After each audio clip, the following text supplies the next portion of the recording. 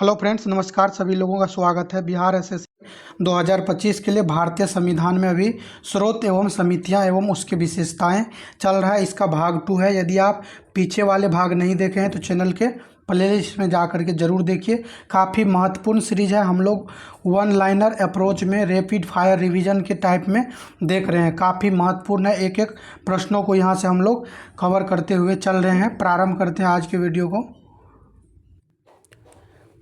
पहला प्रश्न है, 26 नवंबर 1949 को लागू होने वाले अनुच्छेदों की संख्या कितनी थी? तो 26 नवंबर 1949 को लागू होने वाले टोटल अनुच्छेद 15 था, और कहीं कहीं आपको हो सकता है 16 देखने को मिले। तो ऑप्शन में कोई एक ही रहेगा। 15 रहेगा तो 15 लगाना है, 16 रहेगा तो 16 आपको लगाना है। नेक्स्ट है, भारतीय संविधान को किसके द्वारा अपनाया गया था? संविधान सभा के द्वारा संविधान को अपनाया गया। संविधान सभा की कार्यवाही कब प्रारंभ हुई थी? 13 दिसंबर 1946 को उद्देश्य प्रस्ताव के साथ। संविधान सभा की कार्यवाही कब प्रारंभ हुई? 13 दिसंबर 1946 को उद्देश्य प्रस्ताव के साथ जो है कार्यवाही प्रारंभ हुई थी। अगला है, संविधान सभा में उद्देश्य प्रस्ताव को किसने पेश किया था? उद्देश्य प्रस्ताव को 13 दिसंबर 1946 को पेश करने वाले थे पंडित जवाहरलाल नेहरू। भारत को एक संविधान देने का प्रस्ताव संविधान सभा द्वारा कब पारित किया गया? यानी भारत को एक संविधान दिया जाएगा, ऐसा प्रस्ताव संविधान सभा ने प्रस्तुत किया था, पारित किया था कब? 22 जनवरी 1947 को उद्देश्य प्रस्ताव स्वीकार करने के साथ। तो ध्यान रखना है, 13 दिसंबर 1946 को उद्देश्य प्रस्ताव को पेश किया गया था। 22 जनवरी 1947 को जैसे ही इसको स्वीकार किया, और इसी में कहा गया कि जो है एक संविधान दिया जाएगा भारत को। नेक्स्ट है, भारत विभाजन के बाद संविधान सभा का पुनर्गठन कब किया गया था? भारत का जब विभाजन हो गया था उसके बाद संविधान सभा का पुनर्गठन किया गया 31 अक्टूबर 1947 को। 15 अगस्त 1947 से पहले रात्रि में 14 अगस्त को ही विभाजन हो चुका था।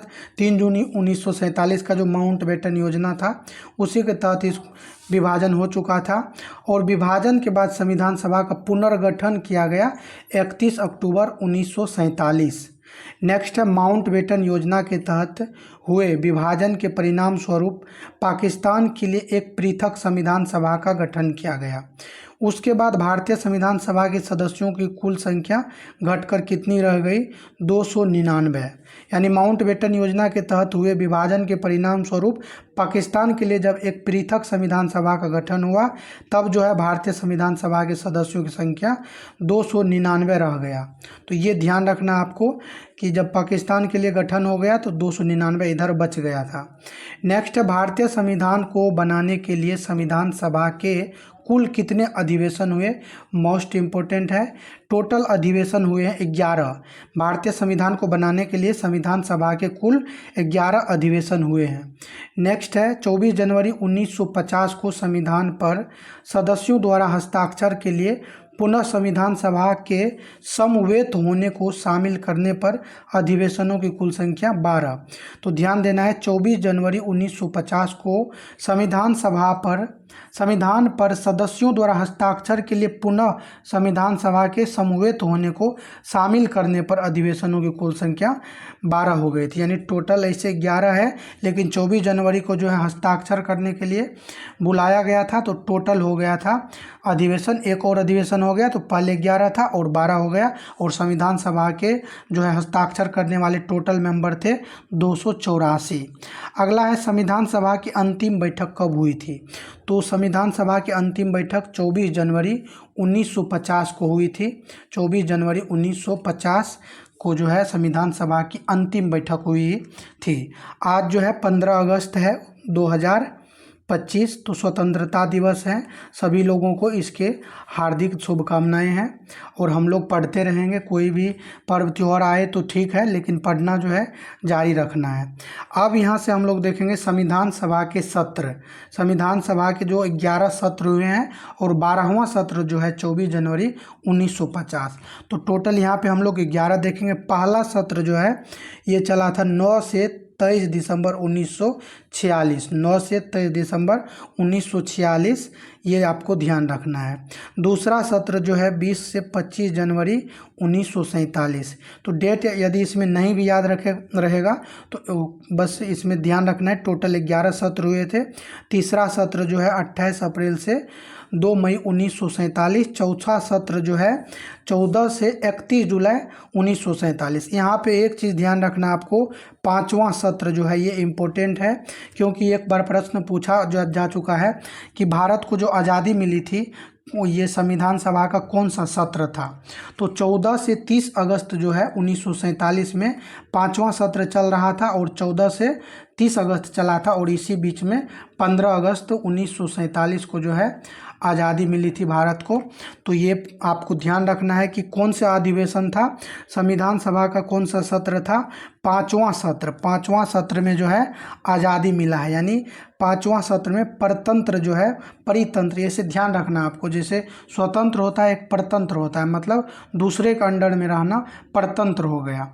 तो परतंत्र से आज़ादी मिला था पांचवा। परतंत्र इसलिए बोल रहा हूँ कि आपको परतंत्र से पांचवा सत्र ध्यान रहे।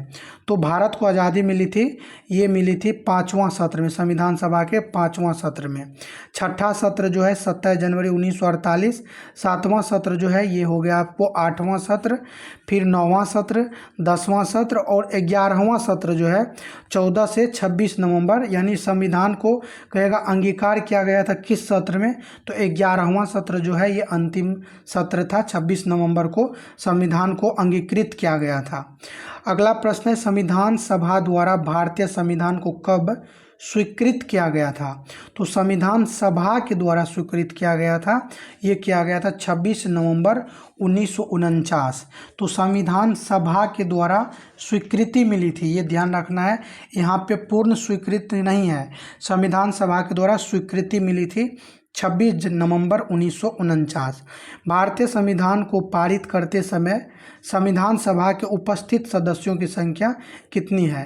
तो टोटल जो है इसमें 284 सदस्य जो है उपस्थित हुए थे। टोटल 299 थे, जिसमें से 14 जो है अनुपस्थित रहे थे, एक जो है हस्ताक्षर नहीं किए थे, उसको भी आगे देखेंगे कौन हस्ताक्षर नहीं किए थे। तो टोटल हस्ताक्षर करने वाले 284 सदस्य थे संविधान सभा पे। चलिए अगले प्रश्न को देखते हैं। अगला प्रश्न है, संविधान पर सदस्यों द्वारा कब हस्ताक्षर किया गया था। तो संविधान पर जो है हस्ताक्षर किया गया था 24 जनवरी 1950 को। संविधान पे हस्ताक्षर किया गया 24 जनवरी 1950। नेक्स्ट है, 19 मई 1928 ईस्वी को मुंबई में आयोजित सर्वदलीय सम्मेलन द्वारा भारत के संविधान के सिद्धांत निर्धारण हेतु नियुक्त समिति के अध्यक्ष कौन थे। तो पंडित मोतीलाल नेहरू। ध्यान देना आपको, मुंबई में आयोजित सर्वदलीय सम्मेलन द्वारा भारत के संविधान के सिद्धांत के निर्धारण हेतु एक समिति है, उस समिति के अध्यक्ष कौन थे, पंडित मोतीलाल नेहरू। अगला है, नेहरू समिति ने अपना प्रतिवेदन कब प्रस्तुत किया। तो नेहरू समिति जो है 1928 में ये बना था और 10 अगस्त 1928 को अपना प्रतिवेदन प्रस्तुत किया था। तो नेहरू जो है नेहरू समिति के अध्यक्ष थे मोतीलाल नेहरू। 10 अगस्त 1928 को अपना प्रतिवेदन प्रस्तुत किया था। तो ये 10 अगस्त ध्यान रखना है। वह सिद्धांत क्या था जिस पर नेहरू रिपोर्ट का प्रारूप आधारित था। तो नेहरू रिपोर्ट का जो प्रारूप है अधिराज्य के सिद्धांत पर आधारित था। वह सिद्धांत क्या था जिस पर नेहरू रिपोर्ट का प्रारूप आधारित था, अधिराज्य का सिद्धांत। आपको ध्यान रखना है, नेहरू रिपोर्ट का प्रारूप किस पर आधारित था, अधिराज्य के सिद्धांत पे आधारित था। नेहरू समिति के जो सदस्य थे, तो इसमें हम लोग एक बार देख लेंगे कौन कौन सदस्य थे। मोतीलाल नेहरू नेहरू समिति के अध्यक्ष थे, कांग्रेस के थे। सुभाष चंद्र बोस, जवाहरलाल नेहरू, सर अली इमाम, सुवाब कुरैशी, जी.आर. प्रधान। और अगला है एम.एस. अन्ने, एम.आर. जयकर, सरदार मंगल सिंह, तेज बहादुर सप्रू, एम.एन. जोशी। तो ये सभी आपको ध्यान रखना है। हो सकता है बाय चांस आपको पूछ दिया जाए कौन कौन सा समिति में सदस्य थे। तो जी.आर. प्रधान, MS अन्य, MR जयकर, सरदार मंगल सिंह, तेज बहादुर सप्रू और MN जोशी, ये सभी नेहरू समिति के सदस्य थे। अगला है भारतीय संविधान का प्रमुख जो प्रारूपकार थे वो कौन नियुक्त हुए थे? तो LN मुखर्जी जो है भारतीय संविधान का मुख्य प्रारूपकार कौन नियुक्त हुए थे? तो मुख्य प्रारूपकार हैं LN मुखर्जी।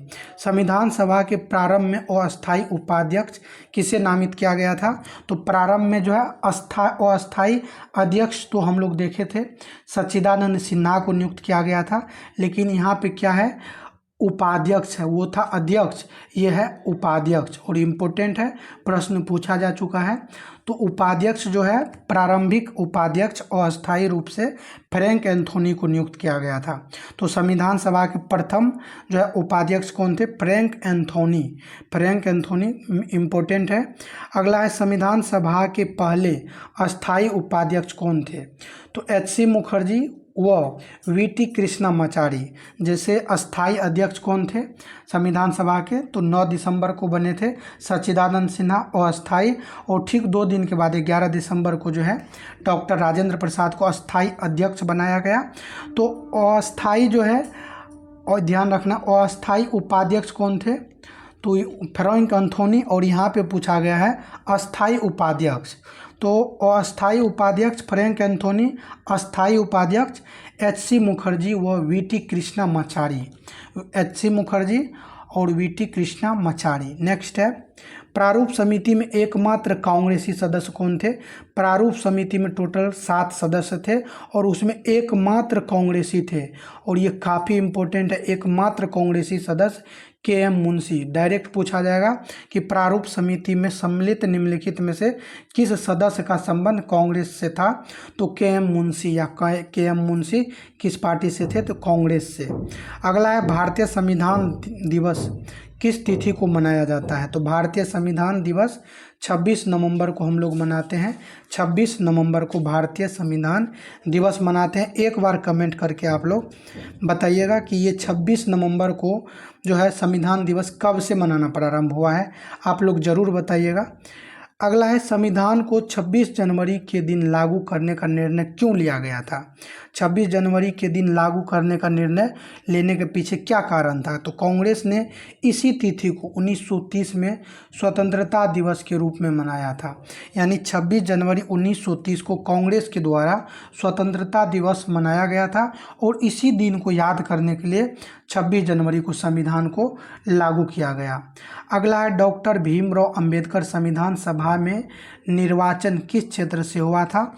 तो पहली बार पश्चिम बंगाल से, तथा देश विभाजन के बाद जो है बम्बई प्रेसिडेंसी के पूना से निर्वाचित हुए थे। तो ये इम्पोर्टेंट इसलिए है कि डॉक्टर भीमराव अंबेडकर जो थे पहली बार पश्चिम बंगाल से जो है निर्वाचित हुए थे, और विभाजन के बाद जो है वह क्षेत्र जो है कट करके बांग्लादेश में चला गया था, जिसको हम लोग पूर्वी पाकिस्तान बोलते हैं। तो वह जो है क्षेत्र रहा नहीं, तो डॉक्टर भीमराव अंबेडकर की सदस्यता समाप्त हो गया था। इसी वजह से जो है फिर इनको दोबारा जो है बम्बई प्रेसिडेंसी के पूना से निर्वाचित किया गया था। तो ये ध्यान रखना है, पहली बार पश्चिम बंगाल से तथा देश विभाजन के बाद बम्बई प्रेसिडेंसी के पूना से निर्वाचित हुए थे डॉक्टर भीमराव अंबेडकर। अगला है राजस्थान की रियासतों का प्रतिनिधित्व करने वाले संविधान सभा के सदस्य कौन थे? तो VT कृष्णामाचारी। अभी ऊपर हम लोगों ने देखा था VT कृष्णामाचारी जो है अस्थाई उपाध्यक्ष थे। तो ये चीज़ें ध्यान रखना है। तो राजस्थान की रियासतों का प्रतिनिधित्व करने वाले संविधान सभा के सदस्य कौन थे? तो राजस्थान के थे VT कृष्णामाचारी।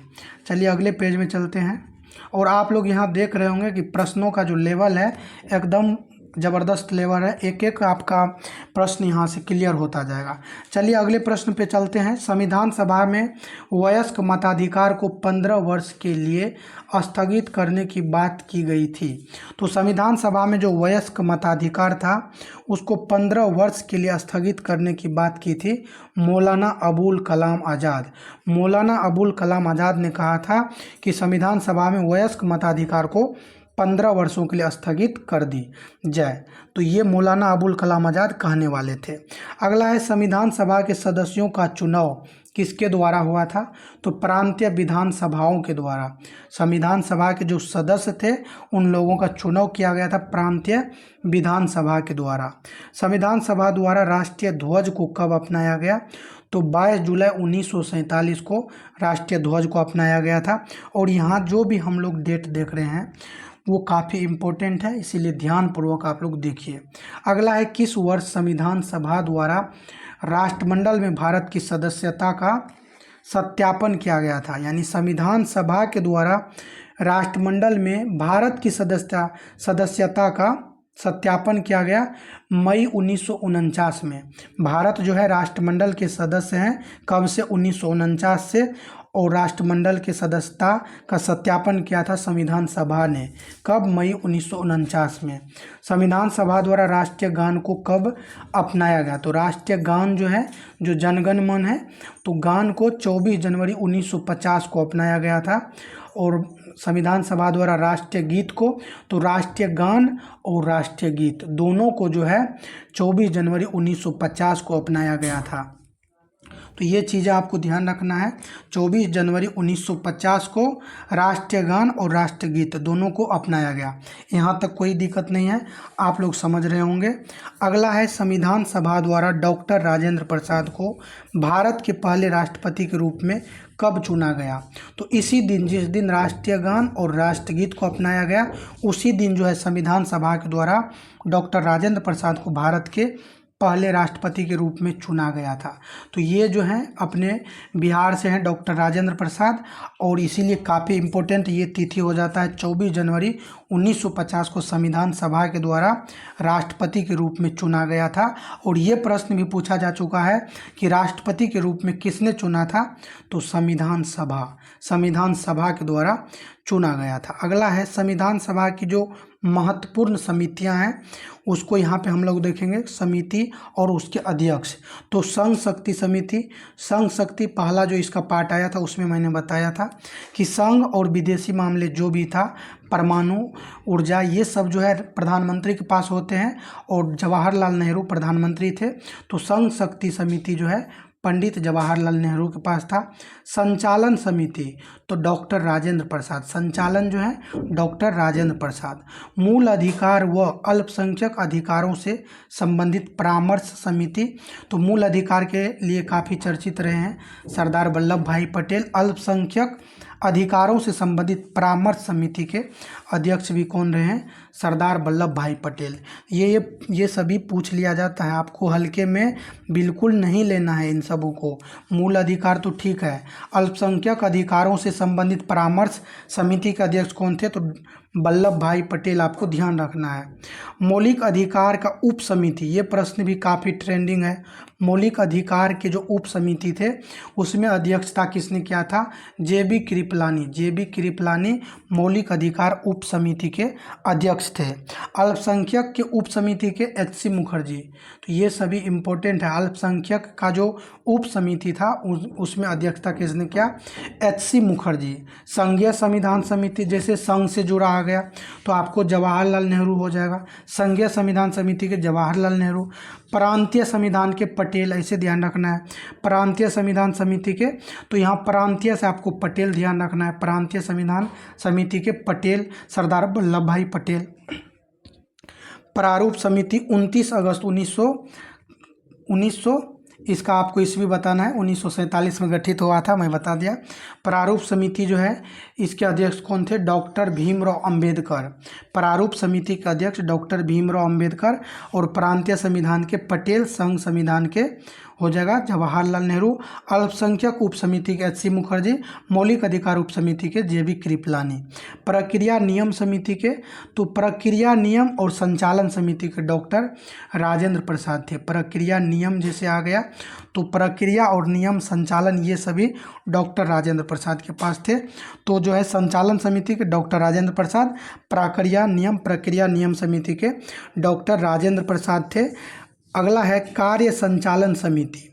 कार्य संचालन समिति के अध्यक्ष कौन थे? तो यहाँ पे ध्यान रखना है कि कोई भी फंक्शन आयोजन हो रहा है उसमें जो कार्य का संचालन देखता है तो मुंशी जो है सब कुछ मुंशी देखते हैं। तो कार्य संचालन, कार्य को संचालित करने के लिए क्या होना चाहिए? मुंशी होनी चाहिए। तो KM मुंशी कार्य संचालन समिति के अध्यक्ष कौन थे? KM मुंशी। राष्ट्रीय जो राष्ट्रध्वज संबंधी तदर्थ समिति है, राष्ट्रध्वज संबंधी तदर्थ समिति, इसके अध्यक्ष कौन थे? तो डॉक्टर राजेंद्र प्रसाद। राष्ट्रध्वज संबंधी तदर्थ समिति के अध्यक्ष कौन थे? डॉक्टर राजेंद्र प्रसाद। कार्य संचालन के लिए क्या चाहिए? मुंशी, तो KM मुंशी। राष्ट्रध्वज जो है उसके संबंधित तदर्थ समिति, राष्ट्रध्वज संबंधी तदर्थ समिति का अध्यक्ष डॉक्टर राजेंद्र प्रसाद। संविधान सभा के कार्यकरण संबंधी समिति, संविधान सभा के जो कार्यकारण समिति संबंधी समिति हैं GV मावलंकर। संविधान सभा के कार्यकरण संबंधी समिति के अध्यक्ष कौन थे? GV Mavalankar, GV Mavalankar. राज्यों से संबंधित समिति जवाहरलाल नेहरू। राज्यों से संबंधित तो राज्य और संघ ये कौन देखते हैं? प्रधानमंत्री। तो राज्यों से संबंधित समिति जवाहरलाल नेहरू थे। बिल एवं स्टॉक समिति, बिल एवं स्टॉक समिति, स्टॉक में कौन रखते हैं? तो राष्ट्रपति रखते हैं। तो बिल एवं स्टॉक समिति के डॉक्टर राजेंद्र प्रसाद थे। डॉक्टर राजेंद्र प्रसाद राष्ट्रपति थे। तो कोई भी बिल जैसे पेश होता है तो राष्ट्रपति से अनुमति लेना पड़ता है। तो बिल एवं स्टॉक, स्टॉक में तो डॉक्टर राजेंद्र प्रसाद अध्यक्ष थे। अगला है संविधान सभा के प्रारूप समिति का गठन कब किया गया था? तो ये ऊपर ही बता दिया है कि 29 अगस्त 1947 संविधान सभा के प्रारूप समिति के अध्यक्ष डॉक्टर भीमराव अंबेडकर। संविधान सभा के प्रारूप समिति में सम्मिलित सदस्यों की संख्या कितनी थी? तो टोटल जो है प्रारूप समिति में 7 सदस्य शामिल थे। 7 सदस्य आपको ध्यान रखना है। संविधान सभा के सदन समिति के अध्यक्ष कौन थे? तो संविधान सभा के जो सदन समिति थे तो B पट्टाभी सितार मैया, B पट्टाभी सितार मैया, ये ध्यान रखना है आपको क्योंकि ये महत्वपूर्ण है। 1938 में कांग्रेस के हरिपुरा अधिवेशन में जो है B पट्टाभी सितार मैया को सुभाष चंद्र बोस ने पराजित कर दिया था कांग्रेस में। तो ये आपको इसलिए महत्वपूर्ण हो जाता है। और B पट्टाभी सितार मैया एक पुस्तक लिखे हैं कांग्रेस का इतिहास, पुस्तक का नाम है कांग्रेस का इतिहास। तो संविधान सभा के सदन समिति के अध्यक्ष कौन थे? तो सदन के कौन थे? तो B पट्टाभी सितार मैया। सदन समिति के अध्यक्ष कौन थे? V पट्टाभी सितार मैया।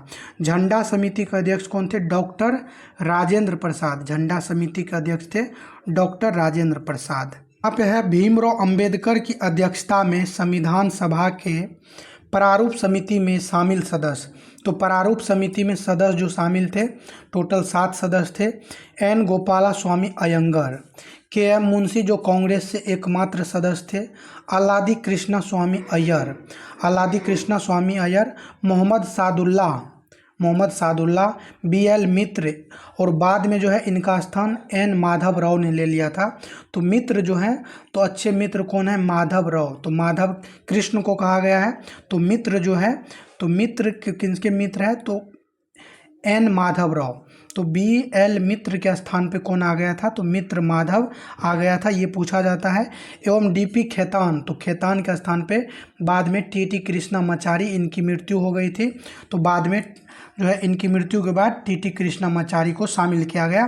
तो खेत में हम लोग क्या करते हैं? कृषि करते हैं। तो TT कृष्णामाचारी, कृषि करते हैं तो कृष्णामाचारी ध्यान रखना है। तो ये पूछा जाता है। तो DP खेतान के स्थान पे TT कृष्णामाचारी और BL मित्र के स्थान पे N माधव राव ने आया था। और शामिल सदस्यों की संख्या 7, N गोपाला स्वामी अयंगर, KM मुंशी जो कांग्रेस के एकमात्र सदस्य थे, अल्लादी कृष्णा स्वामी अयंगर, मोहम्मद सादुल्ला, BL मित्र, बाद में माधव राव इसका स्थान ले लिया, DP खेतान, और इसके स्थान पे कृष्णामाचारी आ गया था। तो ये सभी चीज़ें आपको ध्यान रखना है। नेक्स्ट है, किस रियासत के प्रतिनिधित्व संविधान सभा में सम्मिलित नहीं हुए थे। तो हैदराबाद के जो है हैदराबाद रियासत के सम्मिलित नहीं हुए थे। जिस समिति ने संविधान सभा की अन्य समितियों द्वारा प्रस्तुत सिफारिशों पर विचार किया था वह है प्रारूप समिति। यानी जिस समिति ने संविधान सभा की अन्य समितियों द्वारा प्रस्तुत सिफारिशों पर विचार किया था, जो अन्य समिति है उसके द्वारा प्रस्तुत सिफारिश पर विचार किया था प्रारूप समिति ने। प्रारूप समिति द्वारा तैयार संविधान का प्रारूप संविधान सभा के अध्यक्ष को कब सौंपा गया? प्रारूप समिति द्वारा तैयार संविधान का प्रारूप जो है संविधान सभा के अध्यक्ष को कब सौंपा गया? 21 फरवरी 1948। ध्यान देना है आपको, प्रारूप समिति द्वारा तैयार संविधान का प्रारूप, यानी प्रारूप समिति ने संविधान का प्रारूप तैयार किया और संविधान सभा के जो अध्यक्ष थे उनको सौंप दिया। कब? 21 फरवरी 1948 को।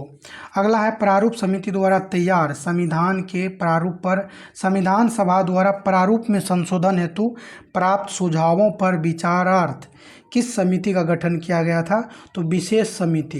प्रारूप समिति द्वारा तैयार संविधान के प्रारूप पर संविधान सभा द्वारा प्रारूप में संशोधन हेतु, जब प्रारूप समिति संविधान प्रारूप रेडी कर दिया तो उसको संशोधन करने के लिए संविधान सभा ने एक विशेष समिति गठित किया था, ये ध्यान रखना है।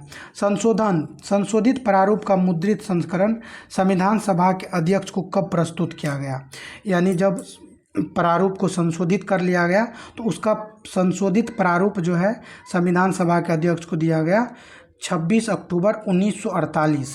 26 अक्टूबर 1948 यानी प्रारूप समिति ने प्रारूप 21 फरवरी 1948 को दिया था और उसके बाद जो है संविधान सभा ने एक विशेष समिति बनाया उसको संशोधन करने के लिए, और संशोधन करके विशेष समिति ने 26 अक्टूबर 1948 को संविधान सभा के अध्यक्ष को ये सौंपा। अगला है संविधान सभा कांग्रेसी थी, संविधान सभा कांग्रेस थी और कांग्रेस भारत था, यह कथन किसका है? काफ़ी महत्वपूर्ण स्टेटमेंट यहाँ पे है, इसको ध्यान रखना है। कहा गया है कि संविधान सभा कांग्रेस थी और कांग्रेस भारत था, यह कथन किसका है? तो ग्रेनविले ऑस्टिन का। संविधान सभा जो है कांग्रेस थी और कांग्रेस भारत था, यह कथन कहने वाले ग्रेनविले ऑस्टिन थे। ध्यान देना आपको, संविधान सभा कांग्रेस थी और कांग्रेस भारत था कहने वाले हैं ग्रेनविले ऑस्टिन।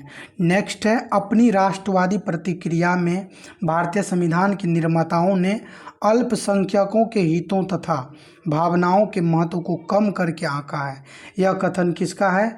आइवर जेनिंग्स का। अपनी राष्ट्रवादी प्रतिक्रिया में भारतीय संविधान के निर्माताओं ने अल्पसंख्यकों के हितों तथा भावनाओं के महत्व को कम करके आंका है, यह कथन कौन कहे हैं? Ivor Jennings. आइवर जेनिंग्स ने कहे हैं कि भारत के जो संविधान है उसको निर्माण करने वाले लोगों ने अल्पसंख्यकों के जो हित है तथा भावना है उसके महत्व को कम करके आंका है, कहा है आइवर जेनिंग्स। प्रश्न को आपको समझना है तभी याद रह पाएगा। नेक्स्ट स्टेटमेंट है, भारत की स्वतंत्रता के बाद, जब भारत आज़ाद हो गया था, स्वतंत्रता के बाद भारतीय राष्ट्रीय कांग्रेस को एक राजनीतिक दल के रूप में भंग कर दिया जाना चाहिए, यह सुझाव दिया था महात्मा गांधी ने। यानी महात्मा गांधी ने कहा था कि जब भारत स्वतंत्र हो जाएंगे तो उसके बाद भारतीय राष्ट्रीय कांग्रेस को एक राजनीतिक दल के रूप में भंग कर दिया जाना चाहिए, यानी उसको भंग करके ख़त्म कर देना चाहिए, कहने वाले कौन थे? महात्मा गांधी। अगला है, प्रारूप समिति ने एक मौलिक प्रलेख तैयार करने के बजाय, प्रारूप समिति जो थे एक मौलिक प्रलेख तैयार करने के बजाय विद्यमान परिस्थितियों में एक व्यवहारिक प्रलेख तैयार करने की चेष्टा की, यह कथन है डॉक्टर भीमराव अंबेडकर की। यहाँ पे कहा यह गया है कि जो प्रारूप समिति है, प्रारूप समिति ने एक मौलिक प्रलेख तैयार करने के बजाय, मतलब जो मौलिक प्रलेख होना चाहिए वह तैयार न करके विद्यमान परिस्थितियों में एक व्यवहारिक प्रलेख तैयार किया। मौलिक को नहीं किया है लेकिन जो परिस्थिति विद्यमान था उसके अनुसार एक प्रलेख तैयार किया है, तैयार करने की चेष्टा की है, कहने वाले हैं डॉक्टर भीमराव अंबेडकर। तो प्रारूप वाला है तो भीमराव अंबेडकर इनके अध्यक्ष भी रहे हैं, तो आपको रिलेट करके याद रखना है। अगला है, संविधान के मूल विचारों में किसी का काई पेटेंट अधिकार नहीं है, संविधान के मूल विचारों में किसी का काई पेटेंट अधिकार नहीं है, यह कथन है डॉक्टर भीमराव अंबेडकर के। ध्यान देना, आपको कहा गया है कि संविधान के जो मूल विचार है उसमें किसी का कोई पेटेंट अधिकार नहीं है, मूल विचार में किसी का नहीं है। तो डॉक्टर भीमराव अंबेडकर ने ये बात कहे हैं। अगला है, भारतीय संविधान का निर्माण विश्व के विभिन्न संविधानों को छानने के बाद किया गया है। कहने वाले कौन थे? डॉक्टर भीमराव अंबेडकर, क्योंकि संविधान के निर्माता इनको कहा जाता है। तो इन्हीं को पता होगा कि कहाँ कहाँ से जो है डाटा एकत्रित किया गया है। तो भारतीय संविधान का निर्माण विश्व के विभिन्न संविधानों को छानने के बाद किया गया है। तो यानी संविधानों को छाना गया है और वहाँ से जो है सभी से एकत्रित करके भारतीय संविधान बनाया गया। कहने वाले कौन है? डॉक्टर भीमराव अंबेडकर। अगला है, भारतीय संविधान विश्व का सबसे बड़ा एवं विस्तृत संविधान है। भारतीय संविधान जो है विश्व का सबसे बड़ा है और विस्तृत है। तो आइवर जेनिंग्स ने कहा है, आइवर जेनिंग्स क्या कहा है? भारत का संविधान विश्व का सबसे बड़ा एवं विस्तृत संविधान है। अगला है, भारतीय संविधान वकीलों के लिए स्वर्ग है। भारतीय संविधान जो है वकीलों के लिए स्वर्ग के समान है। आइवर जेनिंग्स ने कहा है, आइवर जेनिंग्स ने कहा है कि भारत का संविधान वकीलों के लिए स्वर्ग के समान है। अगला है, भारतीय संविधान कठोरता एवं लचीलेपन के मध्य एक अच्छा संतुलन स्थापित करता है। भारतीय संविधान जो है, इन्होंने भारतीय संविधान के बारे में कहा है कि भारतीय संविधान कठोरता एवं लचीलेपन के मध्य एक अच्छा संतुलन स्थापित करता है। तो केसी व्हीयर कहा है। तो आपको याद ऐसे रखना है, जैसे केसी मतलब क्या? केस, और केस को हम लोग क्या बोलते हैं? बाल। तो यहाँ पे बाल नहीं बोलना है, केस बोलिए। और केस क्या है? कठोर भी है और लचीला भी है, कठोर भी है और लचीला भी है। तो कठोरता एवं लचीले के मध्य एक अच्छा संतुलन स्थापित करता है, कहने वाले हैं केसी व्हीयर। किसने भारतीय संविधान को अर्धसंघीय कहा है? अर्धसंघीय कहने वाले हैं केसी व्हीयर। किसने भारतीय संविधान को सहकारी संघवाद पर आधारित बताया है? सहकारी संघवाद पर आधारित। यहाँ ध्यान रखना है कि कहा है कि भारत का जो संविधान है सहकारी संघवाद पर आधारित है, और कहने वाले हैं ग्रेनविल ऑस्टिन। भारतीय संविधान के आधुनिक मनु की संज्ञा किसे दी जाती है? भारतीय संविधान के आधुनिक मनु की संज्ञा डॉक्टर भीमराव अंबेडकर को दी जाती है। तो काफ़ी महत्वपूर्ण अभी चल रहा है। बस ये जो है आपका लास्ट पेज होगा। इसके बाद फिर हम लोग नेक्स्ट जो है प्रस्तावना का नया टॉपिक लाएंगे। यहाँ पे आपको ध्यान देना है। प्रश्न है, किसी बाहरी सत्ता द्वारा थोपा गया कोई भी संविधान, किसी बाहरी सत्ता द्वारा थोपा गया कोई भी संविधान भारत स्वीकार नहीं करेगा एवं संविधान भारतीयों द्वारा वयस्क मताधिकार के आधार पर चुनी गई भारतीय संविधान सभा द्वारा बनाया जाएगा। भारतीय राष्ट्रीय कांग्रेस ने उक्त प्रस्ताव किस अधिवेशन में स्वीकार किया? तो लखनऊ अधिवेशन 1936। यानी किसी बाहरी सत्ता द्वारा थोपा गया कोई भी संविधान भारत स्वीकार नहीं करेगा, मतलब थोपा गया कोई भी बाहरी सत्ता द्वारा जो थोपा जाएगा उसको स्वीकार नहीं करेगा, और वयस्क मताधिकार के आधार पर चुनी जाएगी। तो कांग्रेस के अधिवेशन लखनऊ का था, 1936 का समय था, वहीं पे ये बात कहा गया था। अगला है, प्रारूप संविधान की जांच के लिए विशेष समिति के अध्यक्ष कौन थे? तो ये आपको ध्यान रखना है। ऊपर हम लोगों ने पढ़ा था कि प्रारूप समिति जो है 21 फरवरी 1948 को दे दिया। एक विशेष समिति संविधान सभा ने बनाया। तो विशेष समिति जो बनाया था प्रारूप समिति के संशोधन के लिए, तो विशेष समिति के अध्यक्ष कौन थे? जवाहरलाल नेहरू। संविधान सभा में प्रेस दीर्घा समिति के सदस्य थे। तो संविधान सभा में प्रेस दीर्घा समिति जो थे, प्रेस दीर्घा समिति उषा नाथ सेन। संविधान सभा में प्रेस दीर्घा समिति के सदस्य कौन थे? उषा नाथ सेन। तो दोस्तों आप लोगों से रिक्वेस्ट है कि आप लोग चैनल को ज़रूर सब्सक्राइब कर लीजिएगा। मेहनत तो लग ही रहा है, बस आपको यहाँ से कुछ लाभ मिले, इसी उद्देश्य के साथ मैं आप लोगों के साथ मेहनत कर रहा हूँ। तो आप लोग चैनल को शेयर भी कर दिया करिए जो पढ़ने वाले हैं उनके पास, और सब्सक्राइब भी कर लीजिए। अगला है, संविधान की स्वीकृति के साथ ही तत्काल प्रभाव, संविधान की जैसे ही स्वीकृति मिली तत्काल प्रभाव 26 नवंबर 1949 से ही लागू किए गए थे।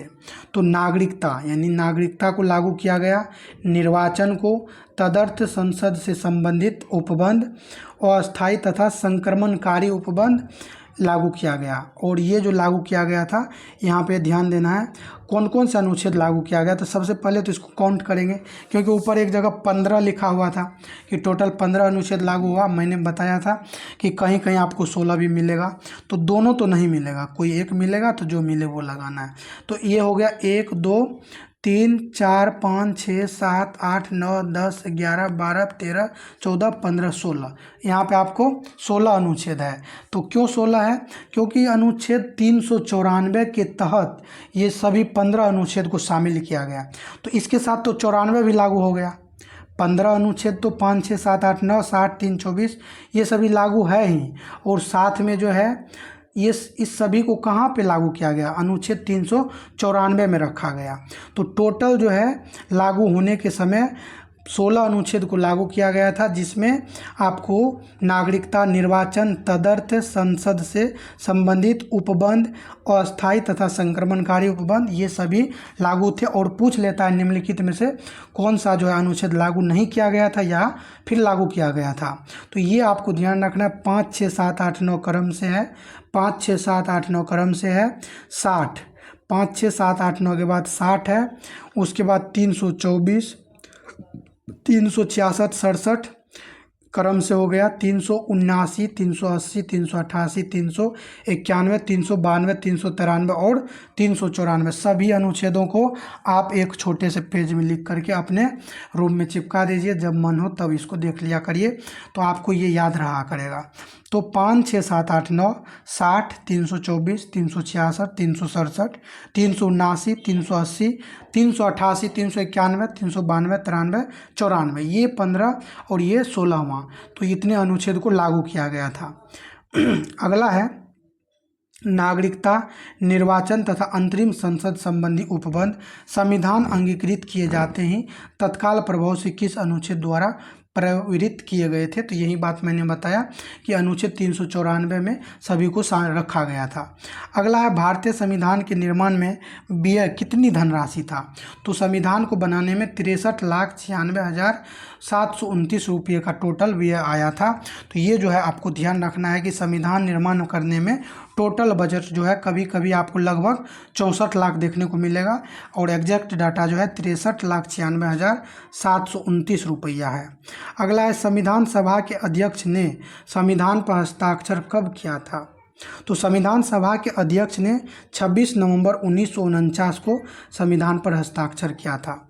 अध्यक्ष ने कब किया था? 26 नवंबर 1949।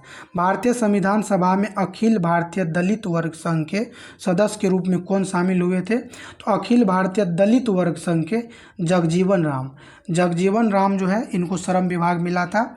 तो ये जो शामिल थे अखिल भारतीय दलित वर्ग संघ के सदस्य के रूप में शामिल थे जगजीवन राम। अगला चलिए देखते हैं। अगला जो है यहाँ पे आपको ऊपर वाले पेज में हम लोग चलेंगे, और यहाँ पे अब ये आपका ख़त्म होने वाला है। और यहाँ पे कुछ महत्वपूर्ण चीज़ दिया है। संविधान की जो प्रमुख विशेषताएं हैं काफ़ी इम्पोर्टेंट है, ये इसको ध्यान रखना आपको। संविधान जो है भारत की, इसकी प्रमुख विशेषताएं क्या क्या है? तो संविधान जो है भारत के सबसे लंबा एवं लिखित संविधान है, सबसे लंबा एवं लिखित संविधान है। विशेषताएं हैं तो ये ध्यान रखना आपको, क्योंकि आपको पूछ लेगा कि कौन सा निम्नलिखित में से भारतीय संविधान की विशेषताएं नहीं है। तो ये सारी चीज़ें आपको ध्यान रखना होगा। तो सबसे लंबा एवं लिखित संविधान है, ये है विशेषता। विभिन्न स्रोतों के ग्रहण से निर्मित है। तो विभिन्न स्रोत यानी बहुत सारे देश से हमने ग्रहण किया है, तो विभिन्न स्रोतों के ग्रहण से निर्मित है। नम्यता एवं अनम्यता के मध्य जो है बेहतर समन्वय है। तो ऊपर मैंने बताया था और क्या कि कठोरता एवं लचीलापन के मध्य जो है एक बेहतर संतुलन है। किसने कहा था? केसी हुयर ने कहा था। तो नम्यता और अनम्यता वही बात हो गया कि मध्य एक बेहतर समन्वय है। अगला है संघीय व्यवस्था की स्थापना के साथ साथ एकात्मकता के तत्व में विद्यमान होना। संघीय व्यवस्था के स्थापना के साथ साथ एकात्मकता के तत्व विद्यमान है, ये भी ध्यान रखना है। ये भी भारतीय संविधान की विशेषता है। सरकार का स्पष्ट लोकतांत्रिक स्वरूप, जो सरकार है इनका स्पष्ट लोकतांत्रिक स्वरूप है। लोकतांत्रिक स्वरूप मतलब संसदीय स्वरूप। संसदीय संप्रभुता एवं न्यायिक सर्वोच्चता के मध्य समन्वय। संसदीय संप्रभुता यानी विधायिका एवं न्यायपालिका के मध्य समन्वय, ये भी भारतीय संविधान की विशेषता है। एकीकृत एवं स्वतंत्र न्यायपालिका की स्थापना। तो एकीकृत एवं स्वतंत्र न्यायपालिका की स्थापना, याद होगा आप लोगों को कि मैंने बताया था कि एकीकृत न्यायपालिका व्यवस्था ब्रिटेन के संविधान से लिया गया है, जबकि स्वतंत्र न्यायपालिका जो है अमेरिका के संविधान से लिया गया है। तो वही है एकीकृत एवं स्वतंत्र न्यायपालिका की स्थापना। मूल अधिकारों का प्रावधान है जो अमेरिका के संविधान से लिया है। राज्य के नीति निर्देशक सिद्धांत एवं मौलिक कर्तव्य का वर्णन है। नेक्स्ट है एक पंथ निरपेक्ष राज्य की स्थापना। ये पंथ निरपेक्ष है, धर्मनिरपेक्ष है। एक वयस्क मताधिकार पर आधारित लोकतंत्र, जो भारत का संविधान है वयस्क मताधिकार पर आधारित लोकतंत्र है। एकल नागरिकता की व्यवस्था, भारत में जो है एकल नागरिकता की व्यवस्था है। कुछ स्वतंत्र निकायों की स्थापना, जैसे निर्वाचन आयोग, कई बार पूछा गया है निर्वाचन आयोग किस प्रकार का आयोग है, तो स्वतंत्र आयोग है, स्वतंत्र निकाय है। निर्वाचन आयोग क्या है, एक स्वतंत्र निकाय है। वित्त आयोग भी स्वतंत्र निकाय है। संघ लोक सेवा आयोग, ये भी स्वतंत्र निकाय है। तो कुछ स्वतंत्र निकायों की स्थापना, जैसे निर्वाचन आयोग स्वतंत्र निकाय है। ये बहुत लोग जान रहे होंगे कि निर्वाचन आयोग स्वतंत्र निकाय है, लेकिन वित्त आयोग भी एक स्वतंत्र निकाय है, ये भी ध्यान रखना है। संघ लोक सेवा आयोग भी एक स्वतंत्र निकाय है। आपातकाल का प्रावधान किया गया है, तो ये भी संविधान का जो है विशेषता है। त्रिस्तरीय लोकतांत्रिक सरकार की स्थापना, भारत में जो है त्रिस्तरीय लोकतांत्रिक सरकार है, यानी 3 स्तर पे है। एक तो केंद्र के स्तर पे शासन किया जाता है, दूसरा राज्य के स्तर पे, और तीसरा जो है स्थानीय शासन यानी पंचायती राज व्यवस्था और नगर पालिका जो है ये तीसरे स्टेज का है। तो त्रिस्तरीय लोकतांत्रिक सरकार है, केंद्र, राज्य और स्थानीय सरकार। सहकारी समितियों का प्रावधान, सहकारी समिति का भी प्रावधान किया गया है। और यहाँ पे जो है यही सभी बातों को एक साथ जो है चार्ट बना करके दे दिया है, संविधान की विशेषता में क्या क्या सम्मिलित है, तो इसको आपको ध्यान से देख लेना है। का लिखा है कि भारतीय संविधान की प्रमुख विशेषताएं, और सारी बातें जो है एक साथ लिखी हुई है, जो ऊपर हम लोगों ने देखा। स्वतंत्र निकाय, सबसे लंबा एवं लिखित संविधान, त्रिस्तरीय शासन, अल्पसंख्यक, अनुसूचित जाति, अनुसूचित जनजाति हेतु विशिष्ट प्रावधान, मूल कर्तव्य, मूल अधिकार, पंथ निरपेक्ष, आपात उपबंध, नीति निर्देशक सिद्धांत, सार्वभौमिक वयस्क मताधिकार, संसदीय शासन प्रणाली, स्वतंत्र एवं निष्पक्ष न्यायपालिका, संसदीय संप्रभुता एवं न्यायिक सर्वोच्चता का समन्वय, नम्यता एवं अनम्यता का मिश्रण। तो ये जो है आपका स्रोत एवं समितियां कंप्लीट हो गया है। अब जो है हम लोग प्रारंभ करेंगे अगला नया टॉपिक है और महत्वपूर्ण टॉपिक है उद्देशिका और प्रस्तावना। एक ही बात है, काफ़ी इम्पोर्टेंट है, इसके लिए है अब नया पार्ट लाएंगे, नया वीडियो लाएंगे। सभी लोगों को धन्यवाद। चैनल को जरूर सब्सक्राइब कर लीजिएगा ताकि आप लोगों के लिए वीडियो बनाता रहूँगा।